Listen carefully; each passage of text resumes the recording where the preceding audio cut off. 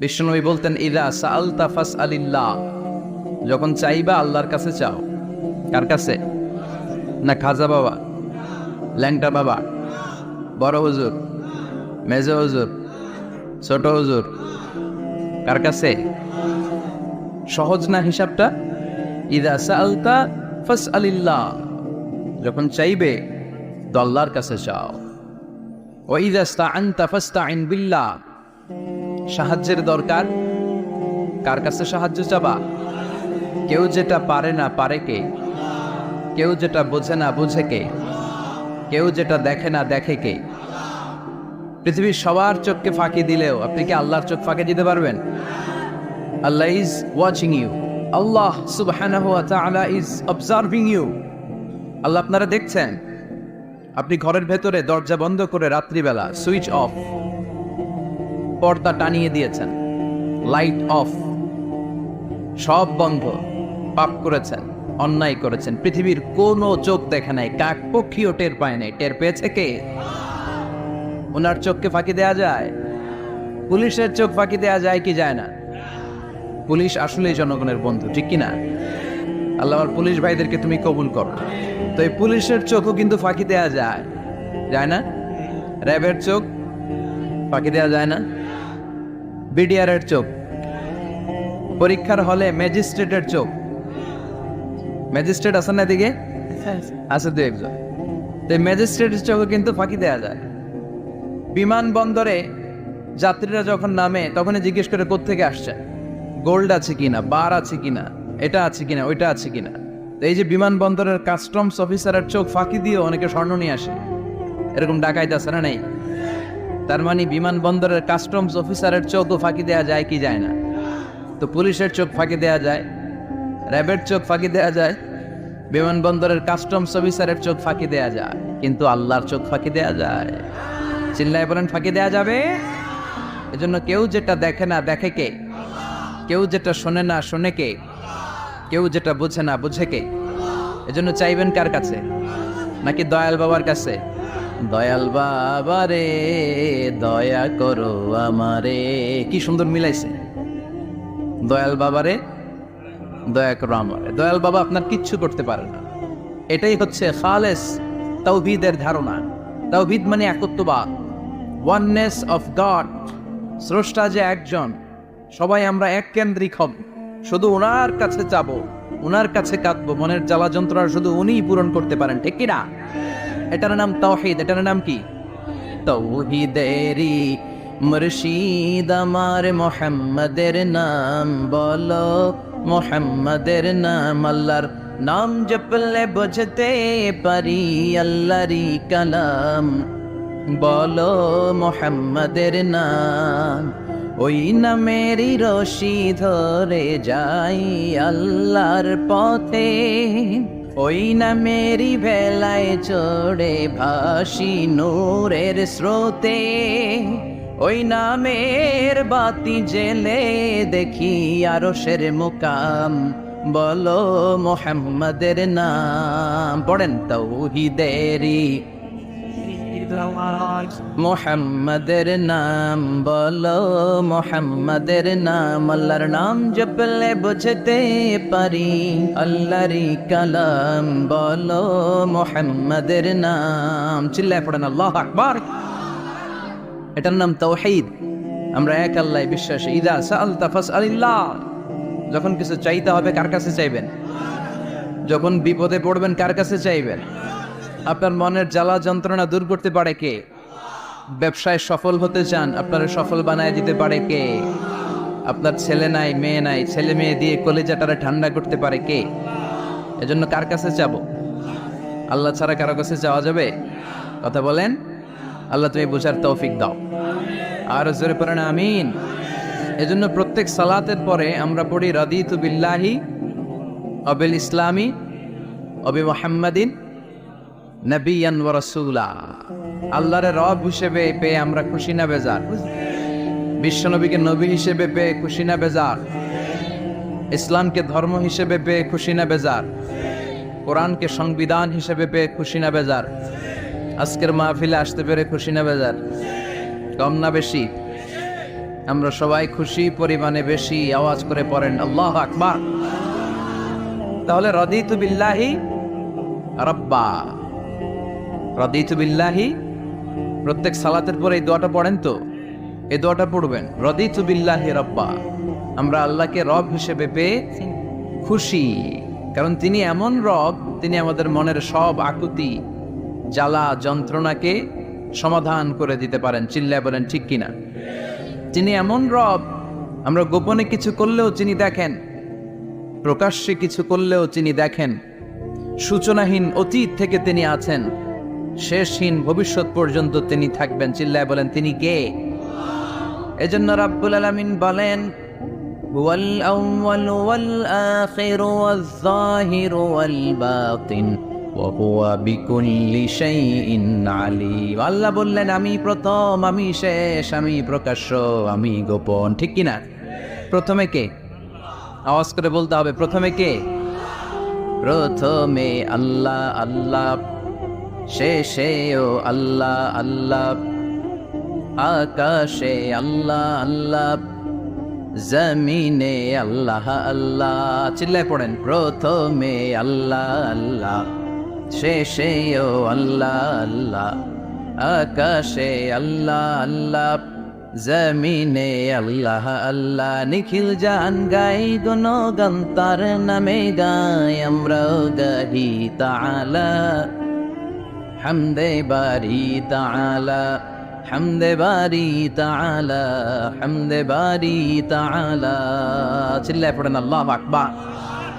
ওয়াল আউয়াল ওয়াল আখির ওয়াল যাহির ওয়াল বাতিন, তিনি প্রথম, তার আগে কেউ আছে?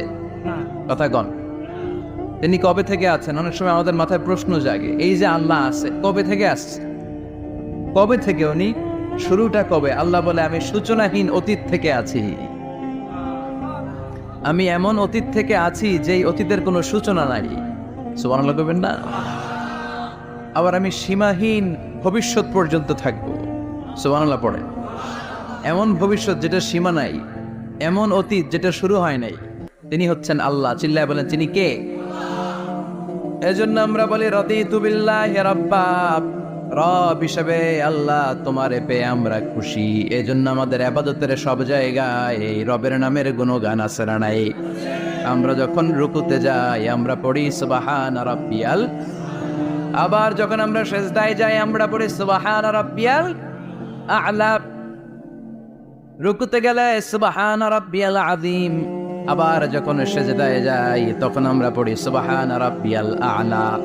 আবার কবরের জীবন যখন আমরা শুরু করে দিব, কবরের প্রথম প্রশ্ন হবে তোমার রবের নাম কি? আমরা বলবো আল্লাহ আমারে রব,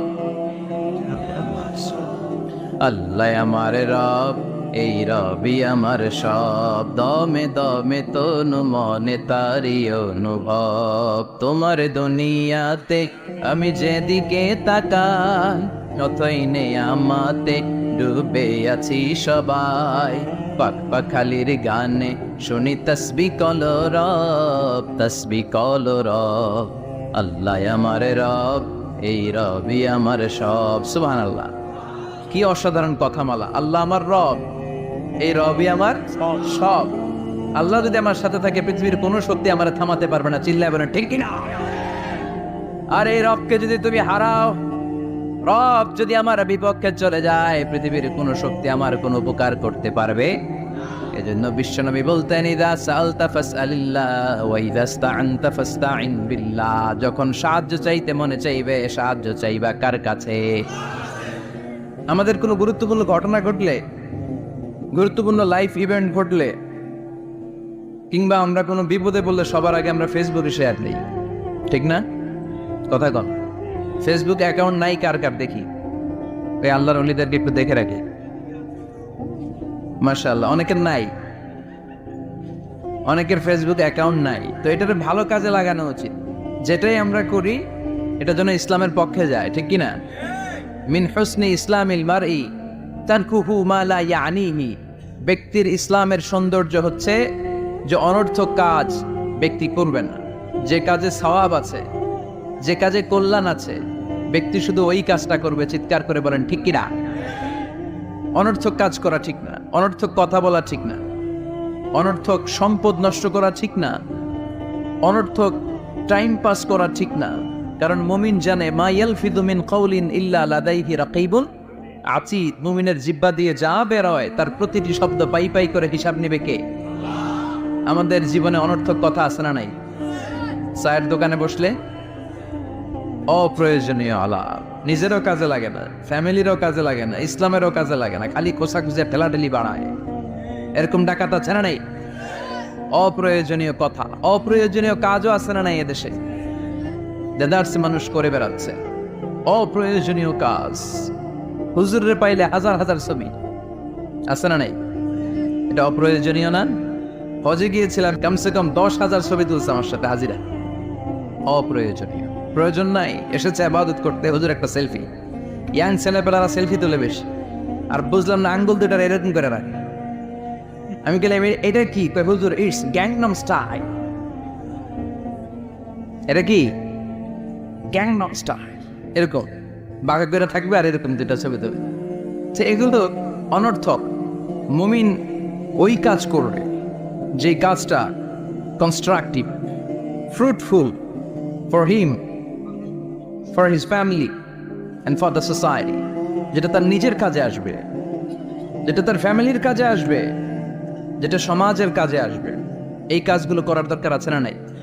আমার দেশের যুবক ছেলেগুলো অপ্রয়োজনীয় কোনো কারণ নাই এই সমস্ত কাজে ঝগড়া বিবাদে আলাপে লিপ্ত থাকার কারণে তাদের যে ইনোভেটিভ পাওয়ার আল্লাহ তাআলা দিয়েছেন, এটাকে তারা কাজে লাগাতে পারেন। আমাদের দেশের যুবকদের কিন্তু অনেক ম্যারিট। তারা যখন পৃথিবীর বিভিন্ন দেশের ইউনিভার্সিটিগুলোতে পড়ে, তারা র্যাঙ্কিং 1 নম্বরে আসে একেবারে। আমি যে ইউনিভার্সিটিতে পড়ি, ইন্টারন্যাশনাল ইসলামিক ইউনিভার্সিটি মালয়েশিয়া, ওখানে বাংলাদেশিদের ফলাফল রেজাল্ট সবচেয়ে ভালো। হার্ভার্ডে যান, ক্যামব্রিজে যান, অক্সফোর্ডে যান, যেখানেই যাবেন বাংলাদেশিদের ফলাফল অনেক ভালো। তো তারা সেখানে অপ্রয়োজনীয় কাজে তাদের সময়কে নষ্ট করে না। এজন্য যুবক ভাইয়েরা, তোমাদের আছে প্রাণ ঢালা উচ্ছ্বাস, অনেক শক্তি তোমাদের গায়ে। এখন তোমাদের রক্ত গরম, তোমাদের এই গরম রক্ত ইসলামের কল্যাণে কাজে লাগাইতে হবে। শুধু সেলফি তুইলা সময় নষ্ট করা যাবে না। চিল্লায় বলো ঠিক কিনা? কিছুদিন আগে আমি দেখলাম মানবতার দেয়াল। কিসের দেয়াল? কিছু ছেলে পেলে নিউ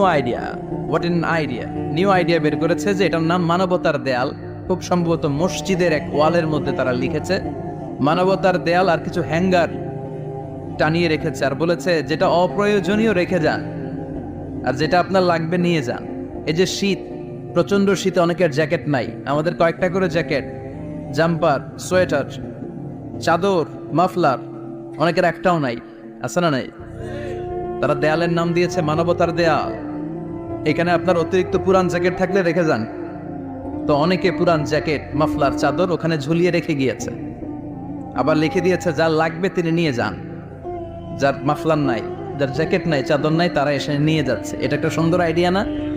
তো চায়ের দোকানে ছেলেপেলেগুলো যদি মারামারি করতো, অপরাজনীতি করতো, গুতাগুতি করতো, কিলাকিলি করতো, তাহলে মাথা থেকে এই আইডিয়াগুলো বেরোতো? কথা বলেন। Human capacity is amazing. কি পরিমাণে আল্লাহ তাআলা যে আমাদেরকে ক্যাপাসিটি দিয়েছে, আমাদেরকে যে কত প্রিভিলেজ আল্লাহ তাআলা আমাদেরকে দিয়েছে আমরা জানি না। আমরা আমাদের দেহে কত শক্তি, সম্ভাবনা নিয়ে যে ঘুরে বেড়াই, আমরা অনুধাবন করি না।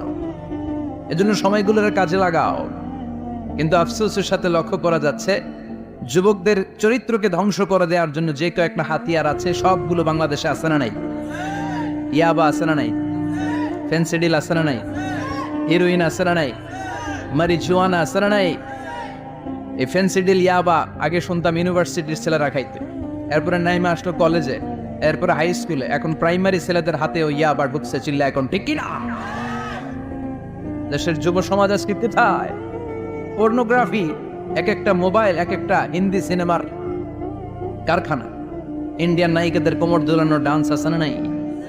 স্মার্টফোন নিয়ে ছেলে স্মার্ট হয়, কিন্তু ইমান, আখলাক, চরিত্র সব শেষ। অপরাজনীতি, রাজনীতির নামে মন্দ খারাপ প্রতিহিংসামূলক ছাত্র রাজনীতি। নেতারা এই যুবক ছেলেদেরকে ইউজ করে, ওর বিরুদ্ধে ও মার, তুই ওরে মার, ওনারা থাকে অন্য জায়গায়, আছে না নাই? এভাবে আমাদের দেশের ছেলেদের চরিত্র, তাদের সম্ভাবনাকে আমরা নষ্ট করে দিচ্ছি। যুবক ভাইয়েরা, in the day of judgment, কিয়ামতের কঠিন ময়দানে আল্লাহ তাআলা 7 শ্রেণীর ব্যক্তিকে তার আরশের নিচে ছায়া দিবে। এর মধ্যে এক শ্রেণী হচ্ছে তোমরা যারা যুবক, শাবুন নাশাআ ফি ইবাদাতিল্লাহ, ওই যুবক যারা তাদের যৌবনে, তাদের সময়টা, তাদের দিন, তাদের রাত তারা আল্লাহর ইবাদতে কাটিয়েছে। সুবহানাল্লাহ পড়েন। 7 শ্রেণীর মধ্যে 2টা শ্রেণী হলো যুবক। একটা হলো যৌবন সময়ে যারা আল্লাহর ইবাদতে রাত কাটায়, সময় কাটায়। আর দ্বিতীয় ওই যুবক, যে যুবককে কোনো নারী অন্যায় কাজের, অন্যায় প্রেম করার পরকীয়ার অফার দেয়, ওই অফারকে ক্যান্সেল করে ওই যুবক বলে ইন্নী আখাফুল্লাহ, আমি এই পরকীয়ার দিকে যেতে পারি না, কারণ আমার অন্তরে ভয় আছে একজনের, তিনি কে? যাদের হৃদয়ে আছে আল্লাহর ভয়, তারা কবু পথ ভুলে যায় না। আল্লাহর প্রেম ছাড়া এই দুনিয়ায় কারো কাছে কোনো কিছু চায় না, ঠিক কি না? রাতের আধারে যারা সেজদাতে রয়, দু চোখের শ্রুতে নদী যেন বয়। আল্লাহু আকবার। তো তাহাজ্জুদ পড়বে কখন? ফজরই তো পড়তে পারে না, আছে না নাই? রাতের আধারে যারা সেজদাতে রয়, দু চোখের শ্রুতে নদী যেন বয়। ছলনার হাতছানি যতই ডাকুক, পেছনে ফিরেও সে তাকায় না। যাদের হৃদয়ে আছে আল্লাহর ভয়, তারা কবু পথ ভুলে যায় না। আল্লাহর প্রেম ছাড়াই দুনিয়ায় কারো কাছে কোনো কিছু চায় না। চিল্লায় বলেন ঠিক কিনা? তার মানে প্রথম হচ্ছে এক যুবক, যেই যুবক তার যৌবন কালের সময়টা আল্লাহর ইবাদতে কাটায়। দ্বিতীয় হলো এমন যুবক পরকীয়ার অফার পেয়ে সে বলে আমি ভয় পাই একজনকে, তিনি কে?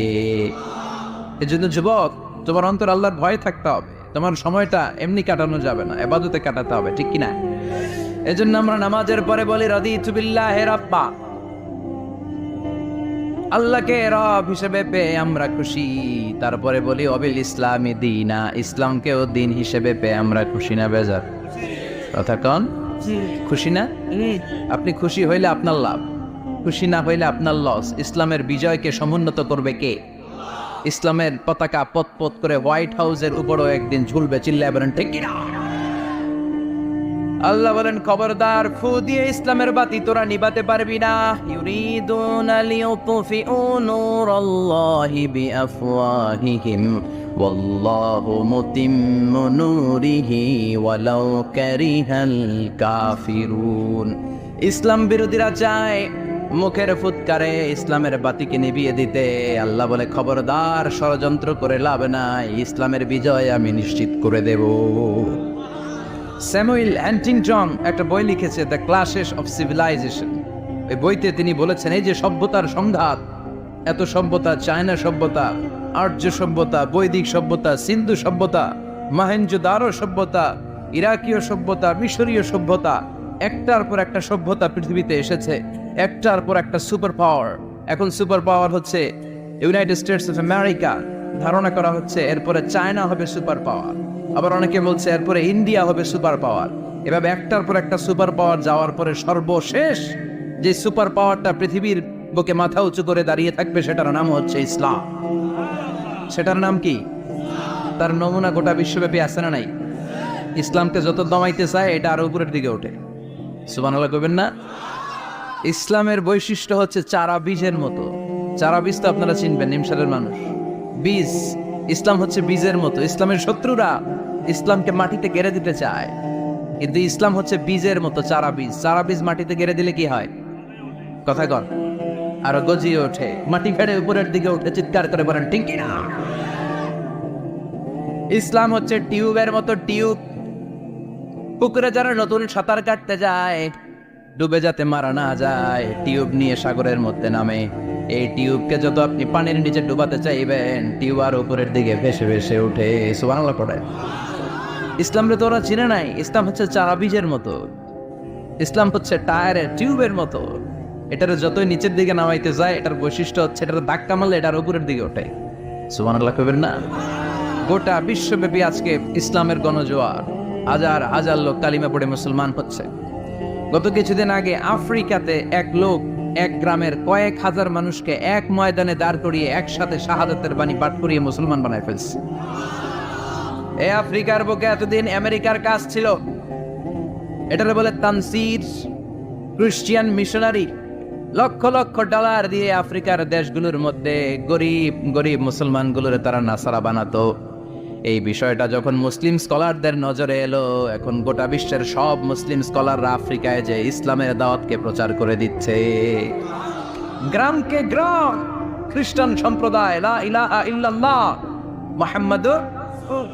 ঝিনুকের ভেতর লুকিয়ে থাকে যেমন মতি, ঝিনুকের ভেতর লুকিয়ে থাকে যেমন মতি, কলমা শাহাদাতে আছে আল্লাহর জ্যোতি, কলমা শাহাদাতে আছে আল্লাহর জ্যোতি। পড়েন সবাই। ঝিনুকের ভেতর লুকিয়ে থাকে যেমন মতি, ঝিনুকের ভেতর লুকিয়ে থাকে যেমন মতি, কলমা শাহাদাতে আছে আল্লাহর জ্যোতি, কলমা শাহাদাতে আছে আল্লাহর জ্যোতি।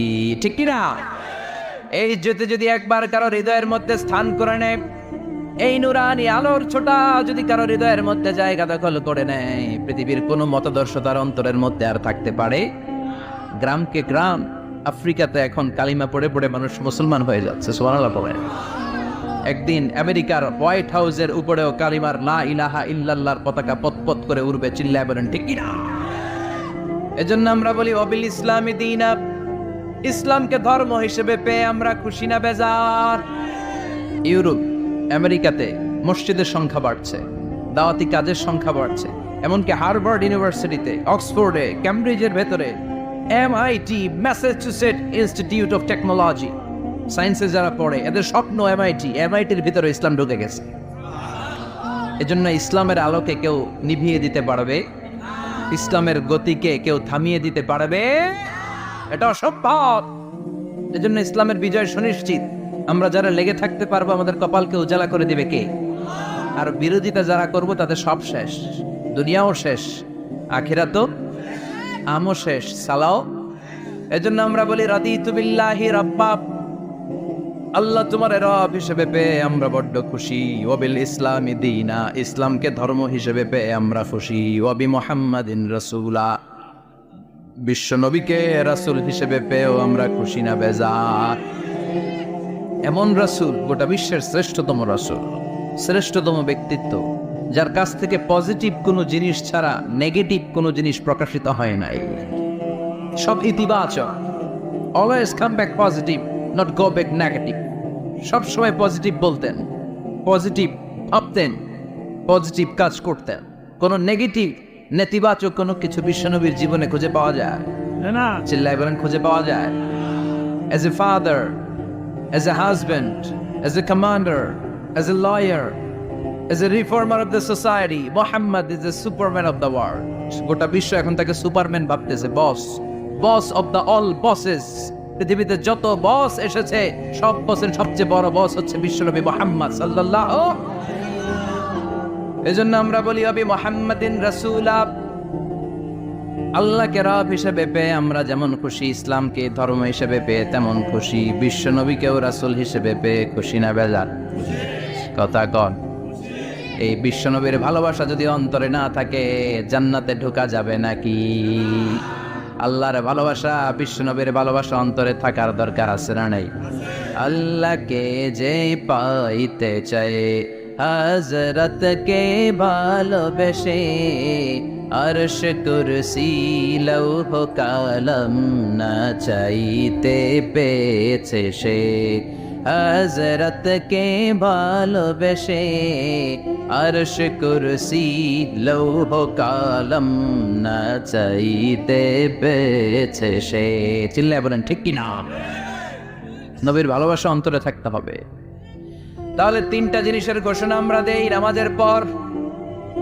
আল্লাহকে রব হিসেবে পেয়ে আমরা খুশি, ইসলামকে ধর্ম হিসেবে পেয়ে খুশি, বিশ্বনবীকে রাসূল হিসেবে পেয়ে খুশি, আবার এই কিতাবটারে সংবিধান হিসেবে পেয়ে আমরা খুশি না বেজার।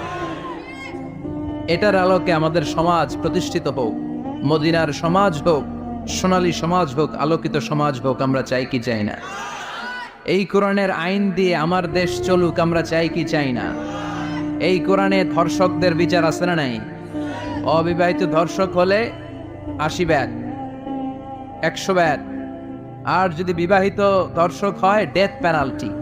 সৌদিতে করে হেড অফ মাথাটাকে নুইয়ে তলোয়ার দিয়ে এক কোপ মেরে গর্দানটা আলাদা করে দেয়, ঠিক কিনা? অনেক দেশে ডেথ পেনাল্টি করে হ্যাঙ্গিং এর মাধ্যমে, ফাঁসির মাধ্যমে। ধর্ষণের বিচার বাংলাদেশে সহজে পাওয়া যায় না, কিন্তু কোরআন দিয়ে বিচার করলে ওই বিচার আছে না নাই? নোয়াখালীর এক বোনকে ধর্ষণ করা হয়েছে, গোটা বাংলার জামিনে এই নিউজটা আছে না নাই? কোরআনের বিচার থাকলে আলটিমেটার মতো 24 ঘন্টা, 24 আওয়ার্স, 24 আওয়ার্সের মধ্যে ধর্ষককে ডেকে এনে বাইতুল মোকাররমের স্কয়ারের সামনে লক্ষ মানুষের চোখের সামনে ফাঁসির রশিতে ঝুলিয়ে দেয়া হতো। বড় বড় চোরগুলোর হাত কেটে দেয়া হতো। কলা চোর, ডিম চোর, মুরগি চোর না, বড় বড় সাইজের চুরি যারা করে 1000 কোটি টাকা মেরে দেয়, দেশের 12টা বাজিয়ে দেয়, দেশের 10-এর সর্বনাশ করে, সিমেন্ট খাইয়া, টিন খাইয়া, রড খাইয়া সব হজম করে। ব্রিজ ভেঙে গেলে ব্রিজের ভেতরে পাওয়া যায় বাঁশ, তার মানে রড গেছে কই? হ্যাঁ, পেটে। এগুলোর এক একটার পেটে 10টা করে পাকস তুলে দিছে আল্লাহ। 10টা স্টোমাক না থাকলে রড হজম হয়? কথা কয় না। এগুলোর বিচার হওয়ার দরকার আছে না নাই? কোরআনের রাজ যদি কায়েম হয়, এই সবগুলো বড় বড় চোরের বিচার হবে, লাইভ ব্রডকাস্টিং হবে টিভিতে, আমরা সবাই দেখবে কেমন করে তাদের হাত কাটা হয়। ওই সমাজ আমাদের দেশে চালু হোক, আমরা চাই কি চাই না? তাহলে সোজা সাপটা হিসাব, এই 4টা জিনিসের বিরুদ্ধে কেউ অবস্থান নিলে তাদের বিরুদ্ধে আমাদের অবস্থান, যেরকম ঠিক কিনা? আর এই 4টা জিনিসের পক্ষে যারা কথা বলবে তাদের জন্য আমাদের অন্তরে দোয়া আছে না নাই? এক হচ্ছে আমার রব, 2 হলো আমার ইসলাম, 3 হলো আমার পেয়ারা নবী, 4 হলো আমাদের আল্লাহর দেয়া সংবিধান কোরআন। এই 4টা জিনিসের বিরুদ্ধে কথা বললে খবর আছে না নাই? এই 4টা জিনিসের বিরুদ্ধে কথা বলা হবে। মুসলমানদের দেশে এই 4টা জিনিসকে কটূক্তি করা হবে, অপমান করা হবে, আর এর বিরুদ্ধে প্রতিবাদ আসবে না। মুমিন চুপ করে বসে থাকবে, সেটা মুমিন নয়, সেটা মুনাফিক। চিল্লায় বলেন ঠিক কিনা? এজন্য এই 4টা জিনিসের বিরুদ্ধে কথা বললে প্রতিবাদের ঝড় তোলার দরকার আছে না নাই? রাজি আছো মুসলমান? তো হাত উঁচু করে আল্লাহর দেখা। আল্লাহ আমাদের স্লোগানকে কবুল করো। এই 4টা জিনিসের জন্য ভালোবাসা আমাদের অন্তরে তুমি স্থান করে দাও। এগুলোকে পুঁজি করে যেন আমরা জান্নাতের অধিকারী হতে পারি, তুমি তৌফিক দাও। আর জোরে পড়েন আমিন। আজকে আমরা যে বইটা থেকে কথা শুনবো, বইটার নাম কি বলেন? আরো জোরে বলেন, কি নাম? আজকে আমরা জানার নিয়তে, শিখার নিয়তে, আমাদের আখিরাতটাকে সুন্দর করার নিয়তে কোরআন থেকে কিছু কথা শুনবো ইনশাআল্লাহ। পড়ে আরো জোরে পড়েন ইনশাআল্লাহ। আমাদের সবকিছু হয়ে যাচ্ছে শো অফ, মাহফিল হয়ে যাচ্ছে শো অফ, আলোচনাগুলো হয়ে যাচ্ছে শো অফ, লোক দেখানো ভাব। অন্তরে ইখলাস নাই, আল্লাহর প্রতি দরদ নাই, স্রষ্টার প্রতি অগাধ বিশ্বাস আর ভালোবাসা নাই। আমাদের ডে টু ডে লাইফের চিত্র যদি আমরা খেয়াল করি তাহলে দেখবো our spirituality is going down, our লিল্লাহিয়াত, ইখলাস ইজ গোয়িং ডাউন। আমাদের ইখলাস যাচ্ছে নিচের দিকে, মানে কমছে, ডিক্রিজিং ডে আফটার ডে। কিন্তু our greed, our jealousy, our arrogance, আমাদের অহংকার, আমাদের ক্ষমতার প্রতি লোভ, আমাদের হিংসা, এগুলো দিন দিন উপরের দিকে যাচ্ছে। চিল্লা এখন ঠিক কিনা? এই তাফসির মাহফিলগুলোর মূল উদ্দেশ্য হচ্ছে আমাদেরকে রাইট ট্র্যাকে নিয়ে আসা। We should come back to the right track. Train যদি লাইনচ্যুত হয়, অ্যাক্সিডেন্টের সম্ভাবনা আছে না নাই? লাইনচ্যুত হয়ে গেলে রেল কর্তৃপক্ষ এটাকে এসে আবার লাইনে তুলে দেয়, ঠিক কিনা? আমরা শয়তানের ওয়াসওয়াসাতে প্রায় লাইনচ্যুত হয়ে যায়। এই তাফসির মাহফিলগুলোর উদ্দেশ্য হচ্ছে আমাদেরকে আবার লাইনে তুলে দেয়া। আলহামদুলিল্লাহ কল।